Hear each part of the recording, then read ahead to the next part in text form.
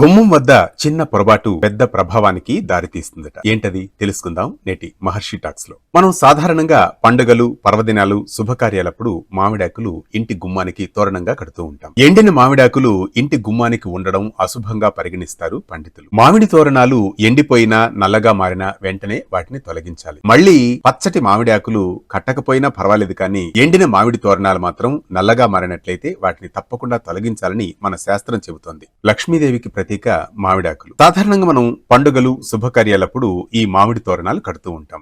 అవి వారం వరకు పచ్చగానే ఉంటాయి. తరువాత ఎండిపోయాక నల్లగా మారినట్లయితే వాటిని తొలగించి వాటి స్థానంలో పచ్చటి మామిడాకులు కట్టాలి, లేదా అలాగే ఉన్నా పర్వాలేదు అని పండితులు చెబుతున్నారు. ఇంటి గుమ్మం అంటే అది శక్తి ప్రసారానికి ప్రవేశ ద్వారం. అలాంటి స్థానంలో పచ్చని మామిడాకులు మనకు శుభకరం. వారం వరకు బాగానే ఉంటాయి, తరువాత ఎండిపోతాయి, నల్లగా మారిపోతాయి. అప్పుడు ఎండిపోయిన ఆకులు సులభంగా రాలిపోయే అవకాశం ఉంది. అటువంటప్పుడు అది అపరిశుభ్రతకు దారితీస్తుంది. అందువల్ల పరిశుభ్రతకు, తాజాతనానికి, ఇంట్లో శక్తి ప్రసారానికి మామిడాకులు మాధ్యమంగా పనిచేస్తాయి. అంతటి శక్తివంతమైనవి మామిడాకులు. మామిడి తోరణాలు తాజాదనానికి, లక్ష్మీకరానికి ప్రతీక.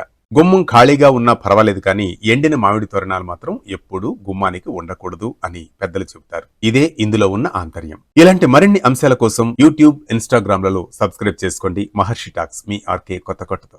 మన సంప్రదాయాలు, ఆచారాలు, పండుగలు, పర్వదినాలు వీటన్నిటి కోసం మీ మొబైల్లో డౌన్లోడ్ చేసుకోండి వేటు న్యూస్.